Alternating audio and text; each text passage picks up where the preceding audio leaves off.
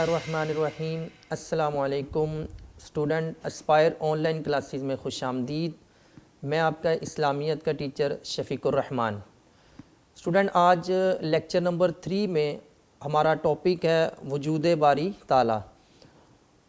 हमने paper pattern के अंदर जो हिस्सा दोम पढ़ा था कि तफसीली सवालात 3 आएंगे, उनमें से आपने कोई से 2 सवालात का जवाब देना है। तो सवाल नंबर 1 हमने तौहीद के बारे में पढ़ा था। अब सवाल नंबर 2 आपका जो तफसीली सवाल है, सवाल नंबर 2 है, वो है वजूद बारी ताला के कायनात में अल्लाह पाक का वजूद। स्टूडेंट, लेक्चर नंबर 3 शुरू करने से पहले हम लेक्चर नंबर 2 पर बात करेंगे। लेक्चर नंबर 2 में हमने एक मुख्तसर सवाल पढ़ा था कि आयत बिर किस पारे और सूरत में है। तो वहाँ पर आंसर में लिखा था कि पहला पारा सूरतुल बकरा और आयत नंबर 177 में। तो इसका आंसर ठीक कर लीजिएगा कि आयत बिर दूसरे पारे में है, सूरतुल बकरा और आयत नंबर 177। तो ये पारा चेंज कर लीजिएगा कि वहाँ पे पारा नंबर 1 लिखा हुआ है, आपने लिखना है पारा नंबर 2, यानी दूसरे पारे के अंदर ये आयत मौजूद है। उसके बाद स्टूडेंट MCQs है, एक आयत बिर किस पारे में है। तो अभी हमने चेंज किया, वहाँ पर MCQs में जो आंसर था वो लिखा था पारा नंबर 1 में। तो आप इसको चेंज करके लिख लेंगे पारा नंबर 2 में कि आयत बिर पारा नंबर 2 में है। और सेकंड MCQs है सूरतुल बकरा किस पारे में है। तो सूरतुल बकरा पारा नंबर 1 में है। तो ये अब क्लियर कर लें कि सूरतुल बकरा पारा नंबर 1 में है और आयत बिर पारा नंबर 2 में है। और अगर आपको मुख्तसर सवाल आए कि आयत बिर किस पारे और सूरत में है, तो आप आंसर लिखेंगे आयत बिर दूसरे पारे में है, सूरतुल बकरा और आयत नंबर 177 है। जब बेटा जी अब हम लेक्चर नंबर 2 में हमने जो टॉपिक पढ़ा था तौहीद का मफ़हूम, और उसमें हमने तौहीद का लुग़वी माना पढ़ा, तौहीद की इस्तिलाही तारीफ़, तौहीद की अक़साम, तौहीद की अहमियत कुरान मजीद की रोशनी में, तौहीद की अहमियत अहादीस की रोशनी में, इंसानी ज़िंदगी पर अक़ीदा तौहीद के असरात।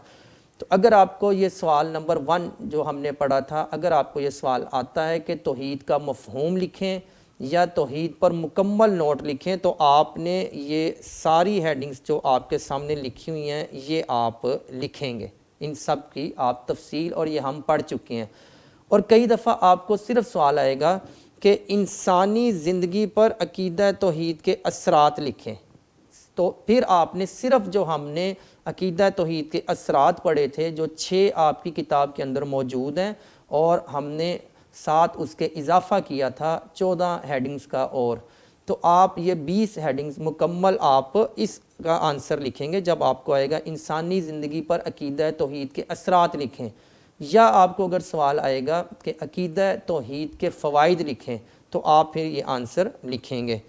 तो बेटा जी अगर आप किताब का सफ़ा नंबर 19 देखें, तो आपका जो बाब नंबर 1 है उसके तफसीली सवालात की फ़हरिस्त आपके वहाँ पर लिखी हुई मौजूद होगी, और ये आपकी स्क्रीन पर भी शो हो रही है। इसमें आप देखें कि तौहीद के बारे में एक सवाल ये किया हुआ है कि तौहीद का मफ़हूम लिखें, यह मुदरजा ज़ैल पर मुख्तसर नोट लिखें। तो उसमें यह है कि तौहीद का मफ़हूम, तो आप इसमें वो तौहीद वाले सवाल का आंसर लिखेंगे। और इसी तरह मैंने अभी आपको बताया कि आपको अलग से भी सवाल आ सकता है कि इंसानी ज़िंदगी पर अक़ीदा तौहीद के असरात बयान करें। तो फिर आप, जैसे आपको बताया गया है कि आपने जो हेडिंग्स आपको लिखवाई गई हैं, आपने सिर्फ वो लिखनी है। तो बेटा जी अब लेक्चर नंबर 3 के अंदर जो हमने सवाल पढ़ना है, वो आपकी इन सवालात की फ़हरिस्त के अंदर आप देखें सवाल नंबर 2, वजूद बारी ताला के इस बात में कुरानी दलाइल मुख्तसर बयान करें। तो ये आज हम सवाल पढ़ेंगे, आपकी ये फ़हरिस्त के अंदर मौजूद है। तो लेक्चर नंबर 3 में जो हमारा टॉपिक है वजूद बारी ताला, आपने शायद हो सकता है इससे पहले सुना हो। तो एक तसव्वुर ये पेश किया जाता है कि दुनिया एक धमाके का नतीजा है, यानी कायनात के अंदर एक धमाका हुआ, एक थ्योरी पेश की जाती है, उस धमाके के नतीजे में ये दुनिया वजूद में आई है। और इस दुनिया को कोई चलाने वाला नहीं है, ये खुद ब खुद ये दुनिया चल रही है, और दुनिया के अंदर जो निज़ाम है ये भी खुद ब खुद चल रहे हैं। لیکن اسٹوڈنٹ یہ جو ایک تصور ہے، یہ جو ایک تھیوری ہے، یہ غلط ہے، کیونکہ دنیا خود بخود نہیں بنی، دنیا کو اللہ پاک نے بنایا ہے اور اللہ پاک اپنی مرضی اور منشا کے مطابق اس دنیا کو چلا رہے ہیں، اور اس دنیا کے اندر جو بھی نظام ہیں وہ بھی اللہ تعالیٰ کی مرضی کے مطابق چل رہے ہیں۔ تو اس سوال کے اندر بھی ہم نے یہی پڑھنا ہے کہ کائنات کے اندر اللہ پاک موجود ہیں، اور کائنات کے اندر جو بھی نظام یا کائنات کے اندر جو کچھ بھی ہو رہا ہے وہ اللہ تعالیٰ کی مرضی کے مطابق ہو رہا ہے، اور جب اس کائنات کو بنانے والی اللہ کی ذات ہے تو اللہ کی ذات اس کائنات کے اندر موجود بھی ہے۔ تو بیٹا اگر آپ کو یہ سوال آئے گا کہ وجود باری تعالیٰ پر نوٹ لکھیں، تو سب سے پہلے نمبر 1 آپ وجود باری تعالیٰ کا مفہوم لکھیں گے کہ وجود باری تعالیٰ کا مفہوم یہ ہے کہ کائنات کے اندر جو بھی نظام یا کائنات کے اندر جو کچھ بھی ہو رہا ہے وہ اللہ کی مرضی کے مطابق ہو رہا ہے، اور اس کائنات کے اندر اللہ پاک موجود بھی ہیں۔ تو یہ آپ اس کا مفہوم لکھیں گے کہ کائنات کے اندر سب کچھ اللہ کی مرضی کے مطابق چل رہا ہے، اور اس کائنات کو بنانے والی اللہ پاک کی ذات ہے، تو جو ذات اس کائنات کو بنانے والی ہے وہ ذات اس کائنات کے اندر موجود بھی ہے۔ تو یہ بیٹا جی آپ اس کا لکھیں گے مفہوم۔ اس کے بعد ہم اس چیز کو اور واضح کر دیتے ہیں کہ ہم جب کائنات کا مطالعہ کرتے ہیں، مثال کے طور پر جب آپ کسی مکان کو دیکھتے ہیں تو آپ کی توجہ، آپ کی سوچ اس کے بنانے والے کی طرف جاتی ہے، اور جب آپ کسی گھڑی کو دیکھتے ہیں تو آپ اس کی خوبصورتی، آپ بناوٹ کو دیکھ کر آپ کی سوچ اس کے بنانے والے کی طرف جاتی ہے۔ تو جب ہم چھوٹی سے چھوٹی چیز کو دیکھتے ہیں کہ یہ خود نہیں بنتی، کوئی نہ کوئی اس کو بنانے والا موجود ہے، تو اتنی بڑی کائنات بھی خود بخود نہیں بنی، بلکہ اس کا بھی کوئی نہ کوئی بنانے والا موجود ہے، اور وہ ہے اللہ پاک کی ذات۔ تو جس ذات نے اس کائنات کو بنایا ہے وہ ذات اس کائنات کے اندر موجود بھی ہے۔ تو یہی بیٹا جی ہم ثابت کر رہے ہیں کہ کائنات کے اندر اللہ پاک موجود ہیں۔ تو ہم نے مثال کے ذریعے بھی ثابت کر دیا ہے کہ کائنات کی چھوٹی سے چھوٹی چیز خود بخود نہیں بنی، تو اتنی بڑی کائنات بھی خود بخود نہیں بنی، بلکہ اس کو بھی ایک ذات نے بنایا ہے، اور وہ ہے اللہ پاک کی۔ تو جو ذات نے کائنات کو بنایا ہے وہ ذات اس کائنات کے اندر موجود بھی ہے۔ تو یہ بیٹا جی آپ نے نمبر 2 پر یہ لکھنا ہے۔ اس کے بعد وجود باری تعالیٰ پر دلائل ہیں، یہ تو آپ نے ثابت کر دیا کہ کائنات کے اندر اللہ پاک موجود ہیں۔ اب ہم نے اس پر دلائل پیش کرنے ہیں جس سے یہ بات اور زیادہ اچھے طریقے سے ثابت ہو جائے گی کہ کائنات خود بخود نہیں چل رہی، کائنات کو بنانے والی ایک ذات ہے اور وہ اللہ پاک کی ہے، اور اسی ذات کی مرضی اور منشا کے مطابق یہ کائنات چل رہی ہے۔ تو آپ بیٹا پھر ہیڈنگ دیں گے وجود باری تعالیٰ پر دلائل۔ تو نمبر 1 ہے کائنات سے۔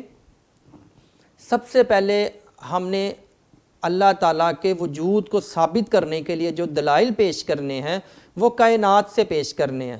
کائنات میں آپ مختلف چیزوں پر غور کریں گے۔ آپ کائنات کے نظام، سورج اور چاند، دن اور رات، آپ کائنات کے اندر موجود جو چیزیں ہیں اور کائنات کے اندر درخت، زمین، آسمان، جو کچھ بھی موجود ہے، ہم ان پر غور کریں گے۔ غور و فکر کرنے کے بعد اس بات کو ثابت کر دیں گے کہ یہ سب کچھ خود بخود نہیں بنا، بلکہ اس کو ایک ذات نے بنایا ہے، وہ اللہ پاک کی ہے۔ تو سب سے پہلے بیٹا جی ہم پڑھیں گے کائنات سے۔ اس کے بعد نمبر 2 ہے فطرت سے۔ فطرت ہماری نیچر، ہماری عادت، یعنی ہمارے اندر اللہ پاک نے فطرتاً یہ چیز اللہ پاک نے ہمارے اندر رکھ دی ہے کہ کائنات میں ایک رب موجود ہیں اور وہ ہیں اللہ پاک کے۔ تو ہم اپنی فطرت سے ثابت کریں گے کہ بالفرض ایک شخص یہ کہتا ہے کہ میں ایک کمرے کے اندر ہی رہا ہوں، میں نے کائنات کو غور نہیں کیا، میں نے کائنات کے نظام کو نہیں دیکھا، تو ہم اس کو کہیں گے کہ چلیں آپ کائنات کو چھوڑ دیں، آپ اپنی فطرت پر غور کریں، اپنی نیچر پر غور کریں، تو آپ اسی نتیجے پر پہنچیں گے۔ یہ فطرت، یہ عادت ہمارے اندر کس نے رکھی ہے؟ اللہ پاک نے۔ تو اس کے بعد نمبر 3 ہم پڑھیں گے عقل سے، کہ اگر عقل سے غور و فکر کیا جائے، اگر سوچا جائے کہ کائنات میں کتنے رب ہیں اور کون سا ہے، تو ہم اسی نتیجے پر پہنچیں گے کہ کائنات میں ایک ہی رب ہیں اور وہ اللہ تعالیٰ کی ذات ہے۔ تو ان تین طرح سے ہم اللہ تعالیٰ کے وجود کو کیا کریں گے؟ ثابت کریں گے۔ تو بیٹا اگر آپ کے پاس ٹیکسٹ بک موجود نہیں بھی ہے تو یہ دیکھیں صفحہ نمبر 1 میں جو ہم نے مفہوم بیان کرنے کے بعد ہم نے کہا تھا کہ مثال کے طور پر جو ہم نے بات کی تھی کہ کائنات کی ہم چھوٹی سے چھوٹی چیز دیکھتے ہیں تو ہم اسی نتیجے پر پہنچتے ہیں کہ کسی نہ کسی نے اس کو بنایا ہے۔ جیسے یہ پین ہے، یہ خود نہیں بنا، اس کو کسی نے بنایا ہے۔ تو جب یہ اتنا سا پین خود نہیں بن سکتا تو اتنی بڑی کائنات بھی خود بخود نہیں بن سکتی، اس کو بھی کسی نہ کسی نے بنایا ہے۔ تو یہ دیکھیں بیٹا، یہ ساری بات آپ یہاں پہ لکھی ہے کہ مکان کو دیکھیں تو معمار کا تصور، معمار کہتے ہیں مستری کو، آ جاتا ہے گھڑی کو دیکھیں تو گھڑی ساز کا تصور، یعنی ان کے بنانے والے کی طرف ذہن جاتا ہے۔ تو جب ہم اتنی بڑی کائنات پر غور کرتے ہیں تو ہمارے خیال میں یہی آتا ہے کہ اس کو بھی ایک ذات نے بنایا ہے اور وہ اللہ پاک کی ہے۔ تو یہ آپ بیٹا جی کتاب میں دیکھ سکتے ہیں۔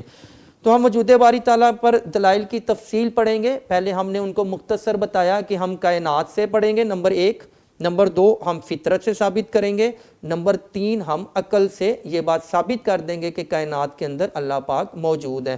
تو اب ہم ان کی تفصیل پڑھیں گے۔ سب سے پہلے نمبر 1 ہے کہ کائنات سے، کائنات کی مختلف چیزوں پر غور کرنے کے بعد یہ بات ثابت ہوگی کہ کائنات میں اللہ پاک موجود ہے۔ نمبر 1 ہے تخلیق کائنات، نمبر 1 ہے تخلیق کائنات، کہ کائنات کی تخلیق، کائنات کی پیدائش پر غور کریں کہ جب ہم کائنات کو پڑھتے ہیں، جب ہم کائنات پہ ریسرچ کرتے ہیں یا ہم مطالعہ کرتے ہیں تو ہم یہ دیکھتے ہیں کہ اتنی بڑی کائنات کہ جس کے اندر زمین اور پھر اس کے بعد 7 آسمان، وہ بھی بغیر ستونوں کے کھڑے ہیں، یہ کوئی انسان نہیں بنا سکتا، یہ انسان کے بس کی بات نہیں ہے، بلکہ یہ کائنات انسان سے بڑھ کر کوئی ذات ہے جو اس کائنات کو بنا سکتی ہے، اور وہ اللہ پاک کی ذات ہے۔ تو جس ذات نے یہ کائنات بنائی ہے وہ ذات اس کائنات کے اندر موجود بھی ہے۔ تو یہ بیٹا جی آپ نے جب آپ لکھیں گے، ہیڈنگ دیں گے نمبر 1 کائنات سے، تو اس کے نیچے آپ نے لکھنا ہے نمبر 1 تخلیق کائنات۔ تو اس کے لکھنے کا انداز یہ ہوگا کہ سب سے پہلے آپ نیچے اس کو اپنے الفاظ میں کیا کریں گے؟ بیان کریں گے کہ تخلیق کائنات چیز کیا ہے۔ کہ آپ لکھیں گے کہ جب ہم کائنات کا مطالعہ کرتے ہیں یا جب ہم کائنات کو پڑھتے ہیں تو ہم یہ دیکھتے ہیں کہ اتنی بڑی کائنات اللہ کے علاوہ کوئی اور نہیں بنا سکتا، اس کو بنانے والی صرف اللہ کی ذات ہے، اور جو ذات بناتی ہے وہ ذات اس کائنات میں موجود بھی ہے۔ تو بیٹا جی یہ بات یاد رکھنی ہے، یہ جو اپنے الفاظ میں ہم نے ڈیفائن کرنا ہے، یہ کوئی فائنل لفظ نہیں ہے، فائنل لفظ نہیں ہے۔ آپ کیا کریں گے؟ آپ اس کو سمجھیں گے، آپ اپنے الفاظ میں اس کو لکھیں گے۔ تو اپنے الفاظ میں لکھنے کے بعد نیچے پھر آپ نے لکھنا ہے جیسا کہ قرآن مجید میں ارشاد ہے۔ آپ نیچے یہ لائن لکھیں گے جیسا کہ قرآن مجید میں ارشاد ہے۔ یہ لائن لکھنے کے بعد پھر نیچے آپ نے لکھنا ہے ترجمہ۔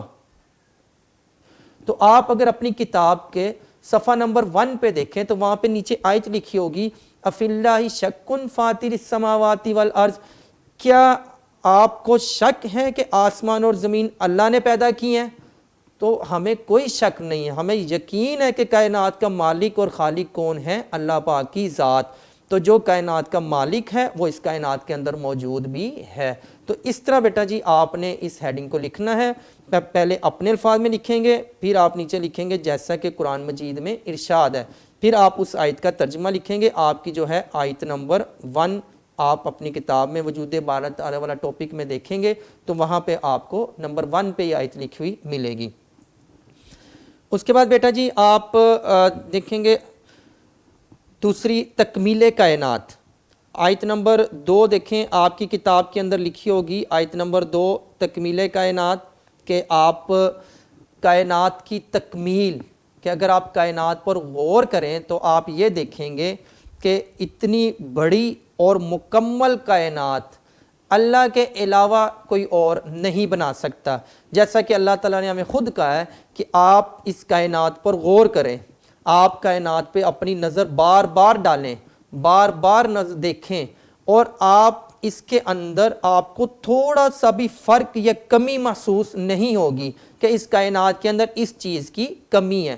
اللہ پاک کہہ رہے ہیں چیلنج ہے آپ لوگوں کو، آپ غور کریں، آپ تھک جائیں گے لیکن آپ کو اس کائنات کے اندر کوئی کمی نظر نہیں آئے گی۔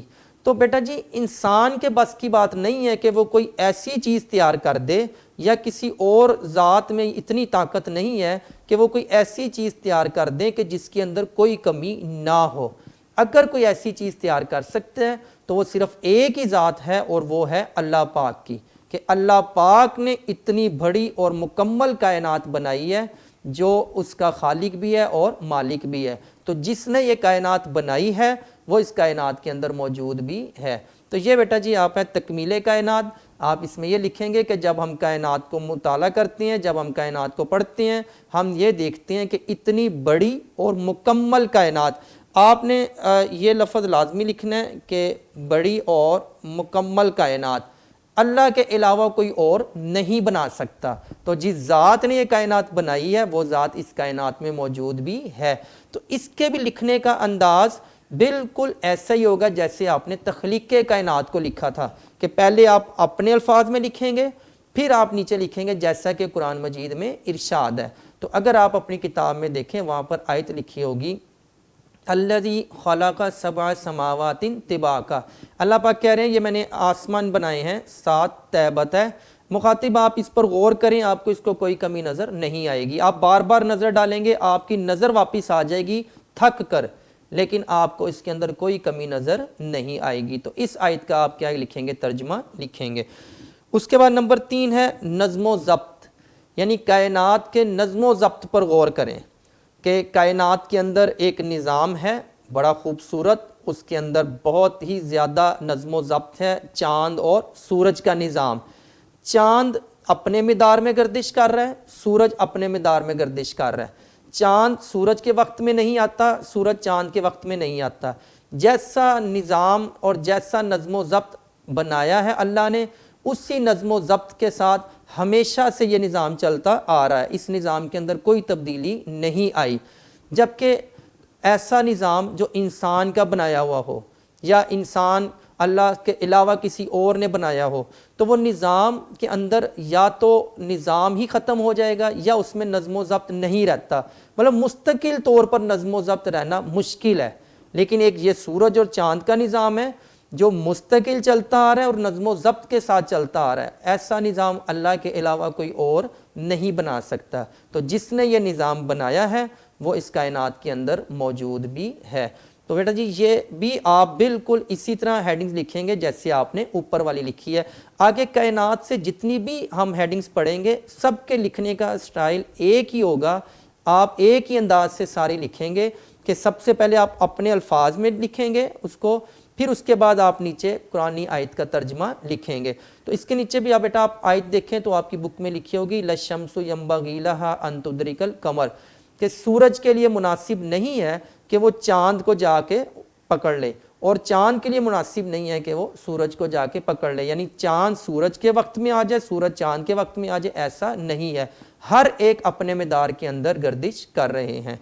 اس کے بعد نمبر 4 ہے اندازہ کائنات، کہ کائنات کا اندازہ، کہ اتنی بڑی کائنات، پھر اس کے اندر پانی کی مقدار کتنی ہونی چاہیے، پھر اس کے اندر پہاڑوں کی مقدار کتنی ہونی چاہیے، اس کے اندر سورج کب آنا چاہیے، چاند کا وقت کیا ہونا چاہیے، آسمان کتنے ہونے چاہیے، زمین کتنے ہونی چاہیے، اس ساری چیزوں کا اندازہ انسان کے بس کی بات نہیں ہے۔ آپ دیکھیں نا بیٹا ہمارے گھر میں اگر مہمان آ جائیں تو ہم یہ کہیں کہ آپ 10 بندوں کا کھانا تیار کریں، اور ایسے تیار کریں کہ نہ زیادہ ہو نہ کم، تو ہم 10 بندوں کا کھانے کا اندازہ نہیں لگا سکتے کہ اتنا بنا لیں کہ بالکل ان کو ایسے پورا ہو جائے کہ نہ کوئی چیز کم ہو اور نہ کوئی چیز زیادہ ہو۔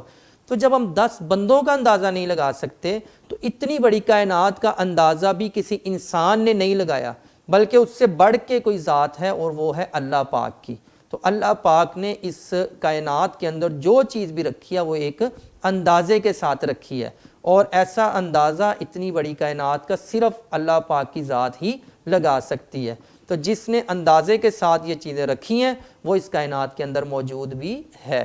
تو آپ کی بک میں دیکھیں آپ آیت لکھی ہوگی کہ اِنَّا كُلَّ شَيْءٍ خَلَقْنَاهُ بِقَدَرٍ کہ ہم نے ہر چیز کو ایک اندازے کے ساتھ پیدا کیا ہے، نہ زیادہ ہے نہ کم، اور ایسا اندازہ صرف اللہ پاک کی ذات لگا سکتی ہے۔ اس کے بعد بیٹا نمبر 5 ہے نظام کائنات۔ نظام کائنات آپ دن اور رات کا نظام ہے، آپ اس کو دیکھیں، سورج اور چاند کا نظام ہے، بڑا خوبصورت نظام ہے، دن کا ختم ہونا اور رات کا آ جانا، رات کا ختم ہو جانا دن کا آ جانا، ان کی تبدیلی کے وقت جو ایک خوبصورتی ہے، جو ایک نظام ہے، وہ صرف اللہ پاک کی ذات بنا سکتی ہے، کیونکہ کسی بھی چیز میں جب تبدیلی ہو وہ اتنی خوبصورت نہیں لگتی۔ جیسا کہ اگر ہم اپنے ہی کوئی دفاتر کی بات کریں تو جب شفٹ چینج ہوتی ہے تو اس وقت کوئی ایسا منظر نہیں ہوتا کہ جو بڑا خوبصورت اور دیکھنے والا ہو، لیکن آپ دیکھیں جب اللہ کا نظام تبدیل ہو رہا ہے، دن ختم ہو رہا ہے، رات آ رہی ہے، تو ایسے خوبصورتی کے ساتھ ختم ہوتا ہے جس سے ہم یہ اندازہ لگا سکتے ہیں کہ یہ نظام صرف ایک ہی ذات نے بنایا ہوگا اور وہ ہے اللہ پاک کی۔ تو جس نے یہ نظام اور جس نے یہ نظم و ضبط بنایا ہے وہ صرف بنایا ہے اور اس کائنات کے اندر موجود بھی ہے۔ تو یہ بیٹا نظام کائنات آپ کی کتاب میں آیت لکھی ہوگی اِنَّ فِي خَلْقِ السَّمَاوَاتِ وَالْأَرْضِ کہ اگر آپ زمین اور آسمان کی پیدائش پر اور ان پر اگر آپ غور کریں تو اتنی بڑی پیدائش اور اتنی بڑی کائنات اللہ کے علاوہ کوئی اور نہیں بنا سکتا، تو اس میں عقل والوں کے لیے نشانی ہے۔ اس کے بعد نمبر 6 ہے کاریگری، حکمت، کہ اللہ پاک نے کائنات میں چیزوں کو نرم ہونے کے باوجود سخت بنایا ہے۔ جیسے آپ دیکھ لیں کائنات میں ایک چیز موجود ہے پانی، اگر آپ پانی میں ایک پتھر پھینکیں وہ پتھر اس پانی کے اندر چلا جاتا ہے، اگر پانی آ رہا ہے تو آپ اس کے آگے تھوڑا سی آپ مٹی لگا دیں یا کوئی کپڑا رکھ دیں تو پانی رک جاتا ہے، لیکن یہی پانی جس میں پتھر گر جاتا ہے، یہی پانی آپ کے بحری جہاز کا وزن اٹھاتا ہے، بوجھ اٹھاتا ہے، یہی پانی جب سونامی کی شکل میں آتا ہے تو آپ کی عمارتیں، آپ کی بلڈنگیں، درخت سب کو اڑا کر ساتھ لے جاتا ہے۔ تو بیٹا جی اللہ پاک کی کاریگری ہے کہ اس نے ایک چیز کو انتہائی نرم ہونے کے باوجود مضبوط بنایا ہے، اور یہ کاریگری اللہ کے علاوہ کوئی اور نہیں کر سکتا۔ جیسا کہ قرآن مجید میں ارشاد ہے سن اللہ الذی اتقن کل شیء کہ اللہ کی کاریگری ہے کہ اس نے ہر چیز کو مضبوط بنایا ہے۔ اس کے بعد نمبر 7 ہے بیٹا تخلیق انسانی۔ یہ بات یاد رکھیے گا بیٹا، ہم اس بات کو ثابت کر رہے ہیں کہ کائنات کے اندر اللہ پاک موجود ہیں، تو ہم نے کائنات پر ہم مطالعہ کر رہے ہیں، کائنات سے کچھ چیزوں کو ہم دیکھ رہے ہیں جس سے یہ اندازہ ہو رہا ہے کہ یہ چیزیں خود بخود نہیں بنی بلکہ ان کو اللہ تعالیٰ نے بنایا ہے، تو جس نے بنایا ہے وہ اس کائنات کے اندر موجود بھی ہے۔ تو یہ ہم مین جو ہماری ہیڈنگ تھی وہ تھی کائنات، پھر آگے سب ہیڈنگ ہیں وہ ہم پڑھ رہے ہیں۔ تو نمبر 7 میں ہے تخلیق انسانی۔ اللہ پاک فرما رہے ہیں کہ آپ انسان کی تخلیق پر غور کریں، انسان کی پیدائش پر غور کریں، تو آپ اسی نتیجے پر پہنچیں گے کہ انسان خود بخود پیدا نہیں ہوا یا انسان کو کسی اور ذات نے پیدا نہیں کیا، بلکہ انسان کو پیدا کرنے والی ایک ہی ذات ہے اور وہ ہے اللہ پاک کی۔ جیسا کہ اللہ پاک خود قرآن مجید میں ارشاد فرما رہے ہیں کہ ام خلقوا من غیر شیء ام هم الخالقون کہ اے انسان آپ مجھے نا اس سوال کا جواب دے دیں کہ کیا آپ لوگوں کو کسی اور نے پیدا کیا ہے یا آپ اپنے خود خالق ہیں؟ تو اس کا جواب یہی ہے کہ نہ ہمیں کسی اور نے پیدا کیا ہے نہ ہم خود خالق ہیں، بلکہ ہمارے خالق، ہمارے مالک صرف اللہ تعالیٰ کی ذات ہے، اور اسی ذات نے ہمیں پیدا کیا ہے اور وہی ذات ہماری خالق ہے۔ تو جس ذات نے ہمیں پیدا کیا ہے وہ ذات اس کائنات کے اندر موجود بھی ہے۔ تو یہ بیٹا جی ہم نے کائنات سے یہ بات ثابت کی ہے کہ کائنات کی مختلف چیزوں پر جب ہم غور کرتے ہیں تو ہم اسی نتیجے پر پہنچتے ہیں کہ کائنات کے اندر اللہ پاک موجود ہیں اور کائنات کو بنانے والی ذات اللہ پاک کی ہے، تو جس نے یہ سب کچھ بنایا ہے وہ اس کائنات کے اندر موجود بھی ہے۔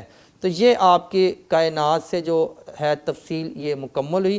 تو اس کے بعد اگر آپ کے پاس ٹیکسٹ بک موجود ہے تو آپ صفحہ نمبر 2 پہ دیکھ لیں، اگر نہیں بھی ہے تو آپ کے سامنے یہ صفحہ میں نے لگایا ہے۔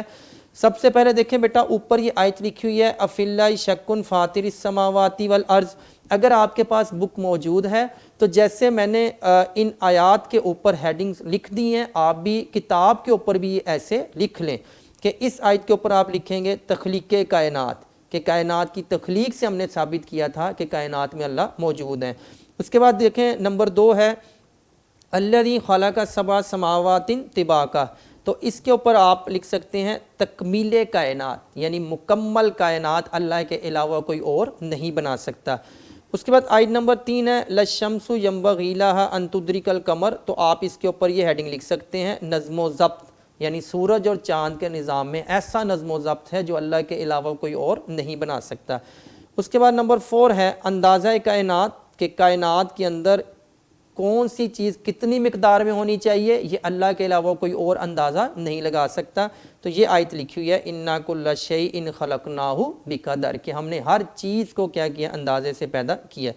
उसके बाद नेक्स्ट आयत है इन्ना फ़ी ख़ल्क़िस समावाति वल अर्ज़ि वख्तिलाफ़िल लैल, आप इसके ऊपर एडिंग लिखेंगे निज़ामे कायनात, के कायनात के निज़ाम पर जब हम गौर करते हैं तो हम ये देखते हैं ऐसे खूबसूरत निज़ाम अल्लाह के अलावा कोई और नहीं बना सकता। उसके बाद बेटा नेक्स्ट आयत है सुन अल्लाहिल्लज़ी अत्क़ना कुल्ला शै, कि अल्लाह की कारीगरी है कि उसने हर चीज़ को मजबूत बनाया। जैसे पानी की आपको एग्जांपल दी गई, तो आप इसको ब्रैकेट में आगे हिकमत भी लिख सकते हैं कि कारीगरी अल्लाह की हिकमत। आखिर में जो आयत दी गई है अम खुलिकू मिन गैरि शैइन अम हुमुल खालिकून, कि तख्लीक इंसानी पर गौर करें कि अल्लाह ने ही हमें पैदा किया और वही क्या है, हमारा खालिक है और मालिक है। तो यहाँ पर आपका जो नंबर 1 3 तरीक़ों से हमने साबित करना था, कायनात से, फितरत से और अकल से। तो कायनात से यहाँ पर दलाइल क्या हो गए, मुकम्मल। ये कायनात के दलाइल आपके सामने सफ़ा भी मैंने पेश कर दिया है, उस पर ये लिखा हुआ है। उसके बाद नंबर 2 है फितरत से, हमने फितरत से साबित करना है कि बिलफर्ज, जैसे मैंने आपको पहले भी बताया, एक शख्स ये कहे कि मैंने कायनात पर गौर नहीं किया, तो हम कहते हैं चलें आप कायनात को छोड़ें, आप अपनी फितरत पर गौर करें, अपने नेचर पर गौर करें, तो आप इसी नतीजे पर पहुंचेंगे कि कायनात में अल्लाह पाक मौजूद है। तो अगर आपके पास किताब मौजूद है तो ये जो लाइन लिखी हुई है कि जिस तरह ज़मीन आसमान और सारी कायनात वजूद बारी ताला की गवाही देती है, इसी तरह इंसान की फितरत की आवाज़ भी यही है। तो यहाँ से बेटा जी नंबर 2 शुरू हो रहा है फितरत से, तो यहाँ पर आप ये हेडिंग लिख सकते हैं नंबर 2 फितरत से, इससे आगे ये फितरत से चलता रहेगा। तो नंबर 2 फितरत इंसानी से, इसमें अब 2 चीज़ें पहले समझ लें। एक है आसार कदीमा, आसार कदीमा ये है कि जब हम कोई पुरानी आसार को हम पढ़ते हैं या हम तारीख़ को पढ़ते हैं तो हम पुरानी चीज़ों का अंदाज़ा लगाते हैं। उसके बाद नंबर 2 लिखा हुआ है अहद अलस्त। अहद अलस्त वो वादा जो अल्लाह ताला ने इंसानों को इस दुनिया में भेजने से पहले, अल्लाह ताला ने जितने भी इंसान हज़रत आदम अलैहिस्सलाम से लेकर क़यामत तक जो भी इस दुनिया में आएगा, अल्लाह ने इन सारे इंसानों की अरवाह को, रूहों को जमा किया। जमा करने के बाद अल्लाह ने हम सब से एक सवाल किया कि अलस्तु बिरब्बिकुम, क्या मैं तुम्हारा रब नहीं हूँ? हम सब ने बैक ज़ुबान एक ही जवाब दिया था कि क्यों नहीं, आप ही हमारे रब हैं। इसमें हर एक मौजूद था, इसमें जो फ़िरौन है, कारून, हामान, आज भी जो गैर मुस्लिम है, सब की अरवाह मौजूद थी और सब ने एक ही जवाब दिया था कि क्यों नहीं, आप ही हमारे रब हैं। तो ये आपने ज़हन में रखना है कि अहद अलस्त वो वादा जो अल्लाह ताला ने इंसानों को इस दुनिया में भेजने से पहले अपने रब होने का लिया था, इस वादे को हम अहद अलस्त कहते हैं।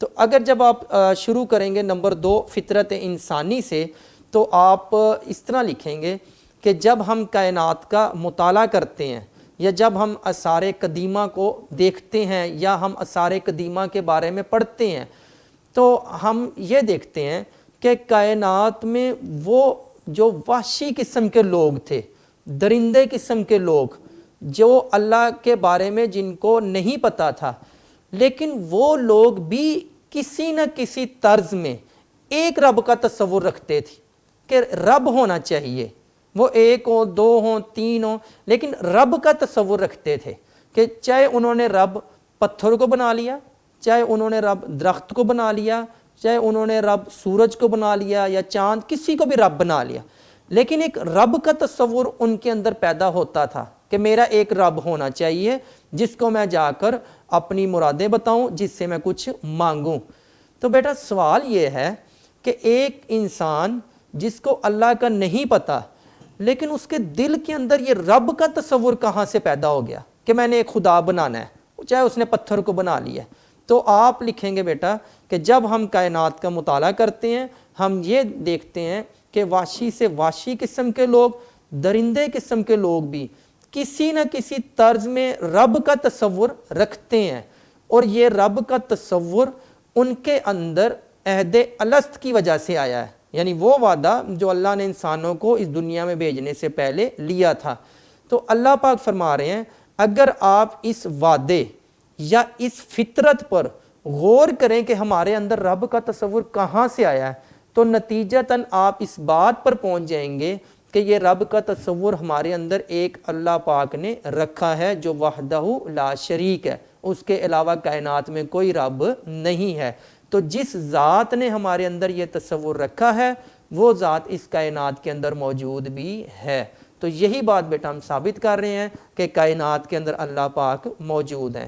تو یہ آپ اس کو اس طرح لکھیں گے کہ آپ کائنات کا مطالعہ کرتے ہیں، ہم یہ دیکھتے ہیں کہ وحشی اور درندے قسم کے لوگ بھی رب کا تصور رکھتے ہیں، اور یہ رب کا تصور ان کے اندر عہد الست کی وجہ سے آیا ہے، اور عہد الست وہ وعدہ ہے جو اللہ نے انسانوں کو اس دنیا میں بھیجنے سے پہلے ان کی ارواح سے لیا تھا۔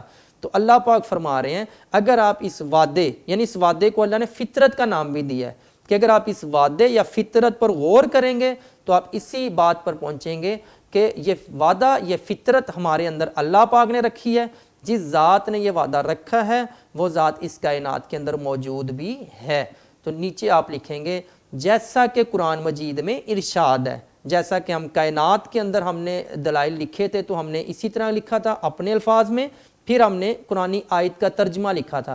تو اس میں بھی آپ 2 آیتیں آپ کی کتاب میں لکھی ہوں گی کہ فطرت اللہ التی فطر الناس علیہا، کہ اللہ کی فطرت ہے کہ ہر انسان کو اپنی فطرت پر پیدا کرتا ہے، یعنی اللہ کا ایک طریقہ کار چلتا آ رہا ہے کہ وہ ہر انسان کو فطرت اسلام پر پیدا کرتا ہے۔ اور اسی طرح دوسری آیت لکھی ہوگی وفی الارض آیات للموقنین، کہ اس زمین میں بھی کیا ہیں، نشانیاں ہیں جو یقین رکھنے والے ہیں۔ وفی انفسکم، اور تمہاری نفسوں میں بھی نشانیاں ہیں، یعنی ہمارے اندر بھی اللہ کی نشانی موجود ہے، اگر ہم غور کریں تو ہم اس نشانی کے ذریعے سے اللہ کو ڈھونڈ سکتے ہیں، یعنی اس کائنات میں ہم یہ یقین پا سکتے ہیں کہ اللہ پاک موجود ہیں۔ تو اسی طرح جیسا کہ آپ صلی اللہ علیہ وسلم کی حدیث مبارکہ بھی ہے، اور یہ بورڈ میں بھی سوال آ چکا ہے کہ آپ نے اس حدیث کا کیا لکھنا ہے ترجمہ۔ حدیث ہے کل مولود یولد علی الفطرت، کہ ہر پیدا ہونے والا بچہ فطرت اسلام پہ پیدا ہوتا ہے، یعنی جو بچہ بھی پیدا ہوتا ہے وہ فطرت اسلام پہ پیدا ہوتا ہے، پھر اس کے ماں باپ اس کو یہودی یا نصرانی بنا دیتے ہیں، یعنی غیر مسلم کے گھر بھی جو بچہ پیدا ہوتا ہے وہ اسلام پہ پیدا ہوتا ہے۔ کیوں؟ کیونکہ ابھی ہم نے پیچھے پڑھا ہے کہ عہد الست، ہم سب نے اللہ سے یہ کہا تھا کہ آپ ہی ہمارے رب ہیں، تو اللہ نے یہ چیز فطرت بنا کے ہمارے اندر رکھ دی، اور یہ فطرت اسلام ہے، اور فطرت اسلام پہ ہی ہر بچہ پیدا ہوتا ہے، پھر اس کو کیا کر دیا جاتا ہے، اسلام سے کنورٹ کر دیا جاتا ہے، یہودی نصرانی یا جو بھی ماں باپ کا مذہب ہے اس کے مطابق اس کو بدل دیا جاتا ہے۔ تو یہ بیٹا جی حدیث کا آپ کو ترجمہ آنا چاہیے کہ کل مولود یولد علی الفطرت، کہ ہر پیدا ہونے والا بچہ فطرت اسلام پہ پیدا ہوتا ہے، پھر اس کے ماں باپ اس کو یہودی یا نصرانی بنا دیتے ہیں۔ اس کے بعد بیٹا جی آپ نیکسٹ ہے عقل سے۔ ہم نے شروع میں یہ بات کی تھی کہ اللہ پاک کائنات میں موجود ہیں، یہ ہم نے ثابت کیا تھا، پھر ہم نے کہا تھا ہم ریفرنس پیش کریں گے کائنات سے، فطرت سے، عقل سے۔ کائنات سے ہم نے پڑھ لیے، اور اس کے بعد فطرت سے بھی ہم نے یہ بات ثابت کر دی۔ اب ہے نمبر 3 عقل سے، کہ اگر غور کیا جائے، اگر غور و فکر کیا جائے، اگر سوچا جائے کہ کائنات میں کتنے رب ہیں اور کون سا رب ہے؟ تو نتیجتاً ہم اسی بات پر پہنچیں گے کہ کائنات میں رب ایک ہی ہیں اور وہ اللہ پاک کی ذات ہیں۔ کیونکہ اگر کائنات میں خدا زیادہ ہوتے، متعدد خدا ہوتے، ایک سے زیادہ خدا ہوتے، تو کائنات میں خدا ہونے کی وجہ سے فساد ہونا تھا، یہ فساد کا سبب بننا تھا۔ مطلب ایک خدا یہ چاہتا کہ بارش ہو، دوسرا یہ چاہتا کہ نہیں دھوپ نکلے، تو اس کی وجہ سے فساد ہونا تھا، اور کائنات میں آج تک خدا ہونے کی وجہ سے فساد نہیں ہوا۔ تو جس سے یہ بات ثابت ہوتی ہے کہ کائنات میں ایک ہی اللہ پاک ہیں اور وہ وحدہ لا شریک ہیں۔ تو یہ بیٹا جی آپ کا تفصیلی سوال یہاں پہ مکمل ہوا کہ آپ کا جو سوال تھا کہ وجود باری تعالیٰ پر نوٹ لکھیں، تو آپ نے پہلے یہ بات ثابت کی کہ کائنات میں اللہ پاک موجود ہیں، پھر آپ نے اس پر جو دلائل پیش کیے فطرت سے وہ بھی پڑھ لیے، عقل سے اور فطرت انسانی سے، تو یہ تینوں کے دلائل آپ کو آنے چاہیے۔ تو اگر اب آپ دیکھیں صفحہ نمبر 3 آپ کی کتاب میں، جو صفحہ نمبر 3 ہے، وہاں پر آپ دیکھیں اوپر یہ بات کر رہے ہیں فطرت انسانی سے۔ یہ دیکھیں یہاں پہ لکھا ہوا ہے کہ وحشی سے اور مہذب ہر قسم کے لوگ ایک قادر مطلق کا تصور اعتراف کرتے ہیں کہ کائنات میں ایک رب ہونا چاہیے۔ اسی بات ہم نے بات کی تھی آثار قدیمہ کی، یعنی اس سے بھی یہ بات واضح ہوئی ہے کہ جو وہ لوگ جو وحشی پست قسم کے لوگ ہیں وہ بھی ایک رب کے وجود کے کیا ہیں؟ قائل ہیں۔ اور اسی طرح فطرت انسانی کے اندر یہ بات اللہ نے رکھ دی ہے کہ کائنات میں ایک اللہ پاک موجود ہیں، اور یہ کب رکھی ہے؟ یہ ابھی ہم نے پڑھا تھا کہ عہد الست میں۔ اس کے بعد یہ آیت کا ترجمہ آپ لکھیں گے، اور اس کے ساتھ یہ دوسری آیت ہے، اور ان دونوں آیات کا آپ کیا لکھیں گے؟ ترجمہ لکھیں گے، اور ساتھ میں حدیث مبارکہ بھی آپ لکھیں گے جو پہلے بھی آپ کو لکھ کے دی ہے کہ کل مولود یولد علی الفطرت، کہ آپ صلی اللہ علیہ وسلم نے فرمایا کہ ہر پیدا ہونے والا بچہ فطرت اسلام پہ پیدا ہوتا ہے۔ اس کے بعد نمبر 3 ہم نے پڑھا تھا عقل سے۔ اگر آپ دیکھیں یہ لائن لکھی ہوئی ہے کہ کائنات کو بنانے والی یہ اعلیٰ اور برتر ہستی صرف ایک ہی ہے، اور وہ کون سی ہے؟ اللہ پاک کی۔ تو یہاں پر آپ ہیڈنگ دے سکتے ہیں نمبر 3 عقل سے، یہ جو آپ کے یہاں پہ لکھی ہوئی ہے کہ عقل، یہاں سے یہ شروع ہو رہا ہے کہ کائنات میں ایک سے زیادہ خدا نہیں ہو سکتے، اگر ہوتے تو یہ باہمی تصادم کی وجہ بننی تھی، یعنی ایک دوسرے سے لڑائی، ایک دوسرے سے فساد، جھگڑے کی وجہ بننی تھی۔ لیکن آج تک اللہ کا 2 خدا، 3 خدا، 4 خدا یا جتنے بھی خدا ہونے کی وجہ سے کوئی فساد نہیں ہوا، جیسا کہ قرآن مجید میں بھی ارشاد ہے۔ نیچے آپ اس آیت کو کیا کریں گے؟ ترجمہ لکھیں گے کہ کائنات میں اگر ایک سے زیادہ خدا ہوتے تو فساد ہوتا، اور کائنات میں آج تک اللہ تعالیٰ کا شریک ہونے کی وجہ سے فساد نہیں ہوا۔ تو یہاں پہ بیٹا آپ کا یہ سوال تفصیلی سوال مکمل ہوا۔ تو ہم 2 سوال پڑھ چکے ہیں، اس سے پہلے توحید کا اور اس کے بعد اب وجود باری تعالیٰ۔ توحید کا سوال پڑھنے کے بعد ہم نے اس سوال میں سے جو مختصر سوالات بنتے تھے یا جو MCQs بنتے تھے وہ میں نے آپ کو لیکچر نمبر 2 میں سلائیڈ پہ لکھ کر پیش کیے تھے۔ امید ہے آپ نے وہ سوالات یاد بھی کیے ہوں گے اور MCQs بھی یاد بھی کیے ہوں گے اور لکھے بھی ہوں گے۔ تو بالکل ایسے ہی جیسے شروع میں بھی بات کی گئی تھی کہ ہم تفصیلی سوال پڑھیں گے، اس تفصیلی سوالات میں سے ہی آپ کے MCQs بنیں گے اور آپ کے مختصر سوالات بنیں گے۔ لیکن بیٹا یہاں تک جہاں لیکچر ابھی رکا ہوا ہے آپ نے یہیں تک لیکچر سننا ہے، سننے کے بعد آپ نے اس تفصیلی سوال کو لکھنا ہے، لکھنے کے بعد آپ نے یاد کرنا ہے۔ جب آپ سوال کو لکھ بھی لیں گے، یاد بھی کر لیں گے، پھر آپ نے یہ جو سلائیڈ آپ کے سامنے اس وقت موجود ہے یہاں سے آگے سننا شروع کرنا ہے، کیونکہ جب آپ سوال یاد کر لیں گے تو ان سوالات کے جوابات آپ کو خود بخود آ جائیں گے۔ تو اس لیے آپ نے یہاں سے لیکچر سننا تب شروع کرنا ہے جب آپ تفصیلی سوالات کو یاد کر لیں۔ تو سوال نمبر 1 مختصر سوالات اب ہم پڑھیں گے اس لیکچر میں۔ وجود باری تعالیٰ کا مفہوم بیان کریں۔ تو بیٹا اگر آپ نے تفصیلی سوال یاد کیا ہے تو آپ کو پتہ ہونا چاہیے پہلی ہیڈنگ ہی یہی تھی کہ وجود باری تعالیٰ کا مفہوم، کہ کائنات میں جو اللہ پاک موجود ہیں، کائنات کے اندر یہ جو نظام چل رہے ہیں یہ اللہ کی مرضی اور منشا کے مطابق چل رہے ہیں، اور وہ جو ایک تصور، ایک تھیوری پیش کی جاتی ہے کہ کائنات ایک دھماکے کا نتیجہ ہے، وہ غلط ہے۔ تو کائنات کو بنانے والی ذات اللہ پاک کی ہے۔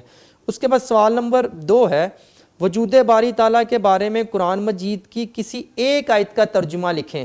تو بیٹا جی ہم نے کائنات کے اندر 7-8 آیات پڑھی، اس کے بعد ہم نے فطرت انسانی کے اندر 2 آیات پڑھی، اس کے بعد ہم نے عقل والی جو دلیل پیش کی اس میں بھی 1 آیت پڑھی، ٹوٹل ہم نے 10 آیات پڑھی ہیں۔ اس میں سے کسی بھی ایک آیت کا ترجمہ آپ یہاں پہ لکھ سکتے ہیں، بالفرض آپ پہلی آیت کا ہی لکھ سکتے ہیں کہ افی اللہ شک فاطر السماوات والارض، کیا آپ کو شک ہے کہ آسمان اور زمین اللہ نے پیدا کی ہیں؟ تو آپ کوئی بھی ایک آیت کا ترجمہ لکھ دیں۔ اس کے بعد بیٹا نمبر 3 سوال ہے، عہد الست سے کیا مراد ہے؟ تو ہم نے جو دلائل پڑھے تھے فطرت انسانی سے، وہاں پر ہم نے یہ لفظ پڑھا تھا کہ عہد الست وہ وعدہ جو اللہ نے انسانوں کو اس دنیا میں بھیجنے سے پہلے ان کی ارواح کو جمع کیا اور ان سے پوچھا کہ کیا میں تمہارا رب نہیں ہوں؟ تو ہم سب نے بیک زبان ایک ہی جواب دیا تھا، کیوں نہیں، آپ ہی ہمارے رب ہیں۔ تو یہ ہے عہد الست۔ اس کے بعد نمبر 4 ہے، کل مولود یولد علی الفطرت، ترجمہ لکھیں۔ تو اب بیٹا ابھی ہم نے جب فطرت انسانی پڑھا تو اس میں نے آپ کو بتایا تھا کہ یہ آپ صلی اللہ علیہ وسلم کی حدیث مبارکہ ہے کہ ہر پیدا ہونے والا بچہ فطرت اسلام پہ پیدا ہوتا ہے، پھر اس کے ماں باپ اس کو یہودی یا نصرانی بنا دیتے ہیں۔ تو اس حدیث کا میں نے آپ کو مطلب بھی سمجھا دیا کہ اگر ایک کافر کے گھر بھی بچہ پیدا ہوتا ہے تو وہ فطرت اسلام پہ پیدا ہوتا ہے، پھر اس کے ماں باپ اس کو کیا کرتے ہیں، اس کو اسلام سے دور کرتے ہیں۔ اس کے بعد نمبر 5 ہے، اللہ تعالیٰ کی حکمت اور کاریگری کی نشانی کیا ہے؟ تو بیٹا اگر آپ کو کائنات کے اندر جو دلائل ہم نے پڑھے ہیں وہ اگر آپ کو یاد ہو تو وہاں پہ ہم نے ایک آیت پڑھی تھی، سن اللہ الذی اتقن کل شیء، کہ اللہ کی کاریگری، اللہ کی حکمت یہ ہے کہ اللہ نے چیزوں کو انتہائی نرم ہونے کے باوجود مضبوط بنایا ہے۔ جیسا کہ ہم نے پانی کی مثال دی تھی کہ پانی کے اندر اگر ایک پتھر پھینکا جائے تو وہ پتھر پانی کے اندر گر جاتا ہے، لیکن یہی پانی آپ کے بحری جہاز کا بوجھ بھی اٹھاتا ہے۔ تو یہ اللہ کی کاریگری ہے۔ اس کے بعد نمبر 6 ہے، وَهُوَ حسیر کا معنی لکھیں۔ تو اگر آپ کو یاد ہو ہم نے تکمیل کائنات پڑھا تھا کہ کائنات کی تکمیل پر ہم غور کریں تو ہم اس نتیجے پر پہنچتے ہیں کہ اتنی مکمل کائنات اللہ کے علاوہ کوئی اور نہیں بنا سکتا۔ تو وہاں پر آپ دیکھیں آیت لکھی ہوگی الذی خلق سبع سماوات طباقا، اس آیت کے آخر میں آپ دیکھیں گے تو وہاں پر یہ لفظ لکھا ہوگا وَهُوَ حسیر، کہ آپ کی آنکھیں تھک جائیں گی لیکن آپ کو کوئی کمی نظر نہیں آئے گی۔ اس کے بعد نمبر 7 ہے، لو کان فیہما آلہۃ الا اللہ لفسدتا کا ترجمہ لکھیں کہ کائنات میں اگر اللہ کے علاوہ یا ایک سے زیادہ خدا ہوتے تو کائنات میں کیا ہوتا، فساد ہوتا۔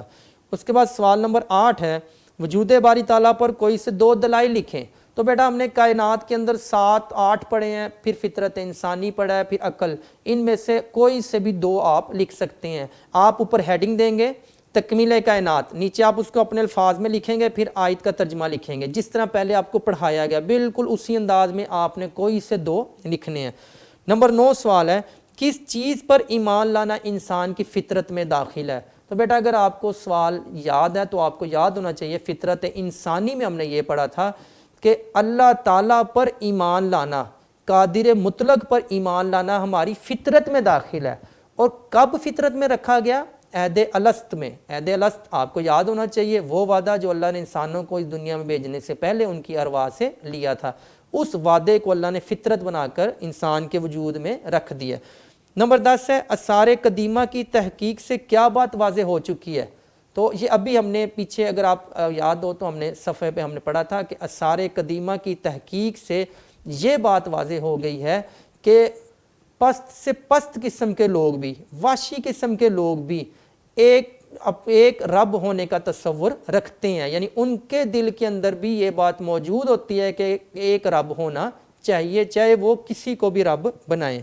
اس کے بعد نمبر 11 ہے کہ اگر اللہ کے سوا کوئی اور معبود ہوتا تو کیا ہوتا؟ تو یہ بیٹا ابھی ہم نے جو عقل سے دلیل پڑھی ہے کہ کائنات میں اگر اللہ کے علاوہ یعنی 2 خدا ہوتے یا اس سے زیادہ تو کائنات میں کیا ہونا تھا، فساد ہونا تھا۔ نمبر 12 ہے، سن اللہ الذی اتقن کل شیء کا ترجمہ لکھیں۔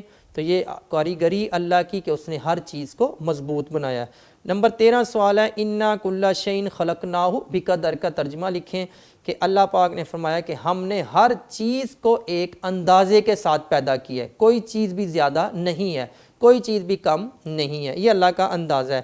اور نمبر 14 سوال ہے کہ فطرت اللہ التی فطر الناس علیہا، کہ ترجمہ کریں کہ اللہ کی فطرت ہے کہ اس نے اپنی فطرت پہ ہی ہر انسان کو پیدا کیا ہے، یعنی اللہ کا طریقہ کار ہے انسان کو پیدا کرنے کا، اللہ اسی طریقہ کار پہ انسان کو پیدا کرتے ہیں۔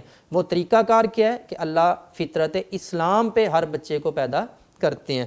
تو یہ بیٹا جی 14 مختصر سوالات ہیں، آپ کو اس کے جواب آپ نے لکھنے بھی ہیں اور یاد بھی کرنے ہیں۔ طریقہ کار وہی ہے کہ پہلے آپ تفصیلی سوال یاد کریں گے، پھر آپ ان سوالوں کو پڑھیں گے تاکہ آپ کو ان کے جوابات خود سے آتے ہوں۔ اس کے بعد بیٹا جی نیکسٹ ہیڈنگ ہے ایم سی کیوز ہیں، اسی تفصیلی سوالات سے ایم سی کیوز لیے گئے ہیں۔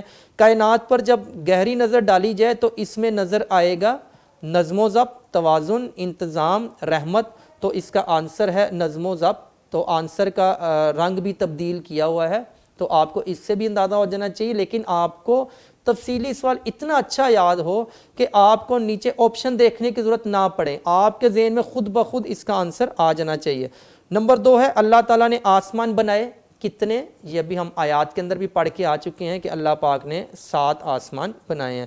نمبر 3 ہے توحید کا عقیدہ انسانی ڈیش میں شامل ہے، تو یہ بات ہم بار بار پڑھتے آئے ہیں کہ انسانی فطرت کے اندر یہ بات شامل ہے کہ اللہ پاک کائنات میں اکیلے ہیں۔ اس کے بعد نمبر 4 ہے انسانی فطرت میں شامل ہے، انسانی فطرت میں شامل ہے عقیدہ توحید۔ یہ جو 2 ایم سی کیوز ہیں یہ ان کا جواب تقریباً ایک ہی ہے اور تھوڑی سی سٹیٹمنٹ کے اندر فرق ہے، کیونکہ بورڈ میں دونوں سٹیٹمنٹ سے آئے ہیں اس لیے یہاں پہ دونوں لکھی گئی ہیں۔ نمبر 5 ہے کہ اگر ایک سے زیادہ خدا ہوتے تو ان کے درمیان ہو جاتا، تو آپ کو بیٹا آپشن پڑھنے کی ضرورت نہیں ہے، تفصیلی سوال اتنا اچھا یاد ہو کہ آپ کو آنسر خود بخود سمجھ آ جائے کہ 2 سے زیادہ خدا ہوتے تو کائنات میں کیا ہوتا، فساد۔ اس کے بعد نمبر 6 ہے فاطر کے معنی لکھیں۔ اگر آپ آیت نمبر 1 دیکھیں فی اللہ شک فاطر السماوات والارض، تو آنسر کیا ہے، بنانے والا، یعنی آسمانوں اور زمینوں کو بنانے والے اللہ پاک کی ذات ہے۔ اس کے بعد نمبر 7 ہے سورج اور چاند گردش کر رہا ہے، تو اگر آپ کو تفصیلی سوال یاد ہے تو وہاں پہ آپ نے ترجمہ پڑھا تھا کہ سورج کی مجال نہیں کہ وہ چاند کو پکڑ لے، چاند کی مجال نہیں کہ وہ سورج کو پکڑ لے، ہر ایک اپنے مدار میں گردش کر رہے ہیں۔ تو نیچے آپشن دیکھیں، آپشن میں دیکھیں لکھا ہوا ہے اپنے مدار، تو آپ کو یہ آنسر آنا چاہیے۔ اس کے بعد نمبر 8 ہے انسانی تاریخ کے مطالعے سے ہر طرح کی قوم میں کس کا وجود ملتا ہے، تو آپ آپشن دیکھیں نیکی کا، قادر مطلق کا، شریک کا اور آگ کا۔ اگر آپ کو تفصیلی سوال یاد ہو وہاں پر میں نے قادر مطلق کے نیچے ایسے لائن بھی لگائی تھی تاکہ آپ کو وہ لفظ ذہن میں بیٹھ جائے کہ ہر طرح کی قوم کے اندر قادر مطلق کا تصور موجود ہوتا ہے، یعنی رب کا تصور موجود ہوتا ہے، آگے ان کی مرضی ہے، وہ رب جس کو مرضی بنا لیں، بس ہم نے یہ غور کرنا ہے کہ یہ تصور آیا کہاں سے ہے، تو ہم یہ بات ثابت کر دیں گے کہ کائنات میں اللہ موجود ہے۔ نمبر 9 ہے افی اللہ شک فاطر السماوات والارض، یہ دیکھیں یہ فاطر کا لفظ ہے، اور یہ آپ ایم سی کیو 6 دیکھیں تو اس کا معنی بھی پوچھا گیا ہے آپ سے کہ کیا شک ہے آپ کو کہ آسمان اور زمین اللہ نے پیدا کی ہیں، نیچے پوچھا یہ کس صورت سے یہ آیت لی گئی ہے، تو یہ آیت لی گئی ہے صورت ابراہیم۔ اگر آپ وہ صفحہ دیکھیں جہاں پر یہ آیات لکھی ہیں، آیات کے بالکل آخر میں آپ دیکھیں گے کہ بریکٹ کی شکل میں آپ نیچے دیکھیں گے کہ صورتوں کے نام لکھے ہوئے موجود ہیں، آپ کو ان کا آئیڈیا ہونا چاہیے کہ وہ کس صورت میں ہے۔ اس کے بعد نمبر 10 ایم سی کیو ہے کل مولود یولد علی الفطرت۔ میں آپ سے پھر کہہ رہا ہوں بیٹا یہ بڑا اہم سوال ہے، آپ کو اس کا ترجمہ لازمی آنا چاہیے، اور آپ کو یہ بھی پتہ ہونا چاہیے کہ ایم سی کیوز میں آپ سے یہ پوچھا گیا ہے کہ یہ حدیث ہے، یہ اجماع امت ہے، قیاس ہے یا اجتہاد ہے، تو بیٹا جی یہ ہے حدیث، تو یہ جو اجماع امت پر رنگ ہو گیا یہ غلطی سے ہو گیا، تو اس کا آنسر کیا ہے کہ یہ حدیث ہے کہ کل مولود یولد علی الفطرت۔ تو یہ بیٹا جی آپ کا ایک مکمل سوال تھا کہ وجود باری تعالیٰ پر نوٹ لکھیں۔ ہم نے اس کا بڑا تفصیلی آنسر پڑھا، ہم نے 3 طرح سے یہ بات ثابت کر دی کہ کائنات میں اللہ پاک موجود ہیں، فطرت سے ثابت کیا، پھر اس کے بعد ہم نے کائنات سے اور عقل سے۔ اس کے بعد اس تفصیلی سوالات میں جو بھی MCQs اور مختصر سوالات بن سکتے تھے وہ آپ کے سامنے لکھ کر آپ پیش کر دی ہیں۔ اس کے باوجود بھی اگر آپ کو کوئی سوال یا کوئی جواب سمجھ نہ آئے تو آپ کمنٹ لازمی کریں، تو آپ کو وہاں پر جواب دیا جائے گا۔ اور اپنا خیال رکھیے گا۔ اللہ تعالیٰ آپ کا حامی و ناصر۔ اللہ حافظ۔